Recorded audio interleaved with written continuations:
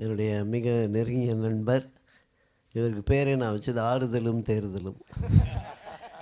இந்த படத்தில் வந்து எவ்வளோ தூரம் நான் ட்ராவல் பண்ணன்றதெல்லாம் அவருக்கு தெரியும். ஒரு 12 வருட போராட்டம். அதை முடிக்கிறதுக்கு காட் வாஸ் வித் மீ. அதில் தான் நான் முடித்தேன். Once again I thank you all. என்னை மதித்து இவ்வளோ தூரம் வந்தவங்க, முக்கியமாக என்னுடைய உறவினர்கள் வந்தீங்களா, அவங்க எல்லாருக்கும் என்னுடைய நன்றியை தெரிவித்துக் கொள்கிறேன். ஃபியூ வேர்ட்ஸ் அவங்க பேசுவாங்க. அதுக்கப்புறம் இறுதி ஜெபத்தோடு நாம் முடிக்கலாம். ஆண்டவராகிய இயேசு கிறிஸ்து நாமத்தில் உங்கள் அனைவருக்கும் வாழ்த்துக்கள். வழக்கமாக பேராயர் உட்கார்ந்திருப்பார், நாங்கள் எல்லாம் நின்று கொண்டு பேசுவோம். ஆனால் இங்கு பேராயரும் நின்று கொண்டு இருக்கிறார் என்று சொல்லுகின்ற போது பேராயர் அங்கே தான் நிற்கிறார் நம்ம மனசில்.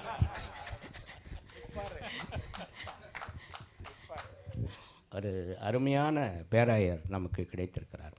ஒரு கலைஞனை எப்படி மதிக்க வேண்டும் என்று தெரிந்த பேராயர் நமக்கு கிடைத்திருக்கிறார் என்பதை விட மிகப்பெரிய பாக்கியம் வேறு எதுவுமே இல்லை. திரைப்படம் என்பது சாதாரண மக்களை சென்றடையக்கூடிய ஒரு வலிமையான மொழி. அந்த மொழி என் அன்பு சகோதரன் ரமேஷ் அவர்களுக்கு தெரிந்திருக்கிறது. பாலச்சந்தர் அவர்கள் சொல்வார்கள், பொய்யை நிஜமாகவும் நிஜத்தை பொய்யாகவும் சொல்வதுதான் திரைப்படம் என்று.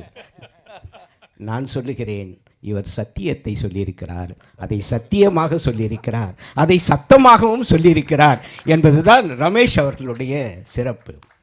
எப்போதுமே திரைப்படத்தில் நீங்கள் பார்க்கின்ற காட்சிகள் வெட்டப்பட்ட காட்சிகள். அதை பார்க்குறது எடிட்டிங் போய் நல்லா இருக்கக்கூடிய காட்சிகள் மட்டும். ஆனால் நாங்கள் பார்ப்பது வெட்டி விட்டு கீழே போட்ட காட்சிகள் இருக்குது பாருங்கள், அதுதான். இதில் இவர் பட்ட வழிகள் என்பது அந்த வெட்டப்பட்ட காட்சிகள் மாதிரி. இந்த இருளை மட்டும், இந்த ஒளியை நீங்கள் பார்க்கிறீர்கள், ஆனால் அதற்கு பின்னால் இருக்கக்கூடிய இருளை பார்க்க வேண்டும். 12 வருட போராட்டத்திற்கு பிறகு இந்த படம் வந்திருக்கிறது. ஒரு குறிஞ்சி மலர் மாதிரி தான் இந்த படம் என்று சொல்ல வேண்டும். ஆகவே அப்படி எடுக்குகின்ற போது அவர் நடத்திய போராட்டங்கள், நீங்கள் சினிமாவை சாதாரணமாக நினைக்காதீங்க. நல்லா பேசுவான், எல்லாம் பண்ணிடலான்னு. ஒரு பணத்தை கொடுப்பேன் என்று சொல்வார்கள், தரமாட்டார்கள். அப்போ அந்த காட்சி எப்படி எடுப்பது, யாருக்கு பணம் கொடுப்பது, இது எல்லாமே போராட்டம். இன்றைக்கு வரைக்கும் ரமேஷனுடைய திரைப்படம் நமக்கு மிகுந்த மகிழ்ச்சியை தந்தது. ஆனால் அந்த வழிகள் யாருக்கும் தெரியவில்லை. இன்றைக்கும் இதனுடைய கடனை அவர் அடைக்க வேண்டும். இன்றைக்கும் கடை இருக்குது. அது எவ்வளோ தொகைன்னு சொல்கிறதுக்கு நமக்கு தெரியாது. ஆனால் அந்த இருக்கிறது. அதை யார் செய்வது? அவர் தான் கட்டணும். ஆனால் அந்த வழியெல்லாம் மறந்து உங்கள் கைத்தட்டலில் மகிழ்கிறான் பாருங்கள், அவர் தான் உண்மையான கலைஞன், அவர் தான் உண்மையான இயக்குனர். அப்படிப்பட்ட ரமேஷ் அவர்கள் ஐயா சொன்ன மாதிரி இது 21வது படங்க. ஒரு படம் எடுத்தோடனே காலரை தூக்கி விட்டு போகக்கூடிய ஒரு காலத்தில் 21 படம், 5 புத்தகங்கள், 6வது புத்தகம் இன்றைக்கு, எத்தனையோ குறும்படங்கள்.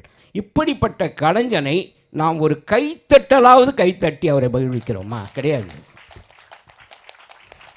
ஒரு உண்மையான கலைஞனுக்கு பாராட்டு என்பது கைத்தட்டல் தான். அடுத்து சொல்கிறாங்க, இது வணிகமான படமா? ஏன்னா சினிமான்றது ஒரு பிக் பிஸ்னஸ் அப்படின்றாங்க. அது கிறிஸ்துவ படத்துக்கு என்ன வணிகம் இருக்கிறது என்று யோசிக்கிறார்கள். ஆனால் வெளிநாட்டில் பாருங்கள், பென்கர் படம் 11 ஆஸ்கர் விருதுகளை பெற்றது. கிறிஸ்துவத்தை பற்றி சொன்ன படம் தான், 11 ஆஸ்கர் விருதுகளை பெற்றது. அதில் ஒரு டைலாக் வரும், அதாவது அந்த கப்பலில் அடிமைகளை எல்லாம் கொண்டு போவார்கள். அப்போ அங்கே அதிகாரி சொல்லுவான் அந்த அடிமைகளை பார்த்து, row it well, row well or die well, நல்லா இழுங்க அந்த துடுப்பை, இல்லைன்னா சாவுங்கடா நல்லா அப்படின்வான்.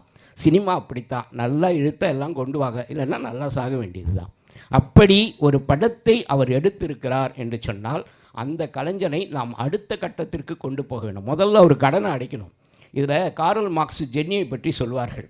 காரல் மார்க்ஸ் கடைசி வரைக்கும் வருத்தத்தோடு தான், கஷ்டத்தோடு வாழ்ந்தார்கள். ஆனால் ஜென்னி அவரை விட்டு பிரியவே இல்லை. அப்படி ஒரு ஜென்னியாக தான் சகோதரி நான்சி அவர்கள் இருக்கிறார். அவளுக்கு ஒரு பலத்து கைத்தட்டல் கொடுக்கணும். இந்த படத்தில் படம் நல்லா மின்னுச்சு, ஆனால் அவங்களுடைய மின்னிய நகைகள் எல்லாம் எங்கே இருக்கிறதுன்னு எங்களுக்கு தான் தெரியும். ஆனால் அதெல்லாம் பற்றி கவலையே படவில்லை. காரல் மார்க்ஸ் தன்னுடைய வாழ்க்கை வரலாற்றை எழுதுகின்ற போது சொல்லுகிறார், ஒருவேளை ஜென்னி மட்டும் என்னுடைய வாழ்க்கையில் வரவில்லை என்று சொன்னால் நான் ஒரு சாமானியனாகத்தான் இருந்திருப்பேன், சாதனையாளனாக இருந்திருக்க மாட்டேன் என்று. அப்படி ரமேஷ் இன்றைக்கு சாதனையாளராக இருக்கிறார் என்று சொன்னால் அதற்கு பின்னால் இருக்கக்கூடிய அவங்க தான். அது மட்டுமே அல்ல, அவர்கள் ஒரு பிராமண குடும்பத்தை சேர்ந்தவர்கள். நிறைய பேர் ரமேஷ் வந்து சுமதி கேரக்டர்ன்றாங்க. அந்த சுமதி அந்த கேரக்டர் தான். அதனுடைய டைலாக்ஸு, அந்த வார்த்தைகள், அந்த எப்படி பிராமின்ஸ் உச்சரிப்பாங்க. இன்றைக்கு ஒரு மிக மிக முக்கியமான ஒரு விஷயம், மிக மிக முக்கியமான விஷயம் என்னென்னா, இவர்கள் அவங்க குடும்பத்திலேருந்து வெளியே வந்தாங்க. 25-30 வருடம் கழித்து அவர்களுடைய குடும்பத்தினர்கள் வந்திருக்கிறார்கள். அவங்களுக்கு ஒரு பலத்த கைத்தட்டு கொடுக்கணும். ஏன்னு சொன்னால், திரைப்படம் என்பது வெறும் சாதாரண விஷயம் கிடையாது.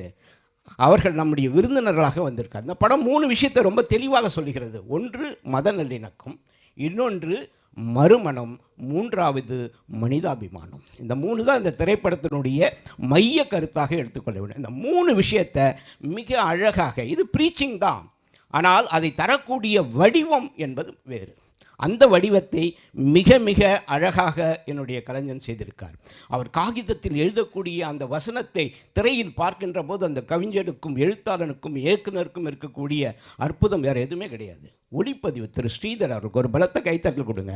அதாவது ரமேஷனுடைய கண்களாக இருந்திருக்கிறார். அவர் ரமேஷ் எதெல்லாம் பார்க்கணும்னு நினச்சாரோ அதை அவர் கண்களால் பார்த்திருக்கிறார். இந்த எழுத்தாளனுக்கு இருக்கக்கூடிய அந்த வசனங்கள், நடிகர்கள் உச்சரிக்கிறாங்க பாருங்க, நம்ம எல்லாமே சுமதியை பாராட்டுறோம், எலிசாவை பாராட்டுறோம், எல்லாரையும் பாராட்டுறோம். ஆனால் அது இவருடைய மூச்சு காற்று. அந்த வசனங்கள், பாடல், அவருடைய இதயத்தினுடைய ராகங்கள், மொத்தம் படமே இவருடைய பிரார்த்தனை தான். வெள்ளைக்காரன் ரொம்ப அழகாக சொன்னான், டேய் காந்தி போல் அவங்களால வாழ முடியலனா கூட பரவாயில்ல, காந்தியாக நடிப்பதற்கு கூட ஒரு இந்தியனுக்கு தகுதி இல்லையா? ஒருத்தர் வெளிநாட்டில் வந்து நடித்தானே.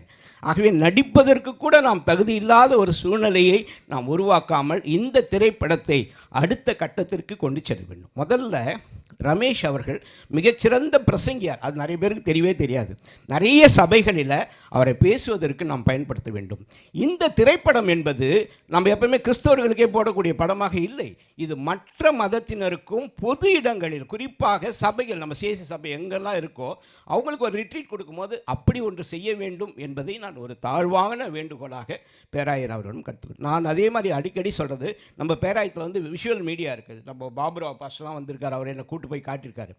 அதை இன்னும் மேம்படுத்த வேண்டும். அந்த விஷுவல் மீடியாவுக்கு ரமேஷ் மாண்டிய ஆட்கள் இருக்க வேண்டும். அதே மாதிரி தமிழ் இலக்கியம், நான் போன முறையே பேராயர் அவர்கிட்ட சொல்லும் போது, நம்ம மைக்கேல் ஃபெரடே மாதிரி ஆட்கள்லாம் இருக்குன்னும் போது, அந்த தமிழ் பேராயத்தில் கவியரங்கம், பட்டிமன்றம், இளைஞர்களுக்கு வந்து இது இன்னொரு ஆல்டர்னேட்டிவ். நீங்கள் வெறும் பிரசங்கத்தை மட்டுமே சொல்லி கொண்டு இருப்பதை தவிர்த்து இப்படி கொடுக்கின்ற போது அதன் மூலமாக சொல்லக்கூடிய பிரசங்கங்கள் என்பது மிக மிக நேர்த்தியாக சென்று செல்லும். அவருடைய 1000 பிரசங்கங்களை விட இந்த பிரசாத் லேபிள் போட்டப்பட்ட இந்த படம் பல ஆயிரம் மடக்கான மக்களை சென்று அடையும் என்று நான் நம்புகிறேன். அது என்னுடைய அன்பு சகோதரர் அவர்கள் செய்திருக்கார். அவருக்கு என்னுடைய வாழ்த்துக்கள். இந்த திரைப்படத்தில் நடித்த ஒவ்வொரு கலைஞருக்கும் என்னுடைய வாழ்த்துக்கள். குறிப்பாக அந்த நாகேஷனுடைய மகன் எலியாஸ் இருக்கீங்களா? எலியாஸை வந்து பாராட்டணும். ஏன்னா நாகேஷ் அவர்கள் சொல்வார்கள், ஒரு வீடு கட்டுகின்ற போது ஒரு நகைச்சுவை நடிகனை எப்படி மதிப்பாங்கன்னா, ஒரு வீடு கட்டும் போது அந்த சாரம் இருக்கும், அந்த சாரத்து மேலே தான் ஏறி வீடு கட்டுவாங்க. ஆனால் கிரகப்பிரவேசம் பண்ணுகின்ற போது என்ன பண்ணுவாங்கன்னா, அந்த சாரம் ஓரமாக இருக்கும், அதை யாருமே கவனிக்க மாட்டார்கள். அப்படி ரமேஷை நீங்கள் ஆக்கி விடாதீர்கள். ரமேஷ் கொண்டாடப்பட வேண்டியவர். அவரை நீங்கள் அடுத்த கட்டத்துக்கு சென்று செல்ல வேண்டும். வெறும் அவரை திரைப்பட இயக்குனராக மட்டும் பார்க்காமல் அவர் பிரசங்கியராக, ஐயா சொன்னாங்க பன்முகத்தன்மை, அவர் எல்லா விஷயத்தையும் செய்யக்கூடிய. அப்போது ஒரு கலைஞன் என்பவன் கஷ்டப்படக்கூடாது, அவன் வந்து மகிழணும். பாரதி இறங்கின்ற போது ஒருத்தன் அழகாக எழுதினான், உன்னுடைய உடலில் வைத்த ஈக்களை விட குறைவான மக்கள் தானே வந்தாங்க, உடம்புல வைத்த ஈக்களை விட குறைவான மக்கள். அப்போ வாழ்கின்ற போது ஒரு கலைஞனை கொண்டாடுங்கள். அப்படி கொண்டாடப்பட வேண்டிய படத்தை எடுத்திருக்கிறார். அவருக்கு என்னுடைய வாழ்த்துக்கள். பேராயருக்கு என்னுடைய மனமார்ந்த நன்றிகளை தெரிவித்துக் கொள்கிறேன். வணக்கம்.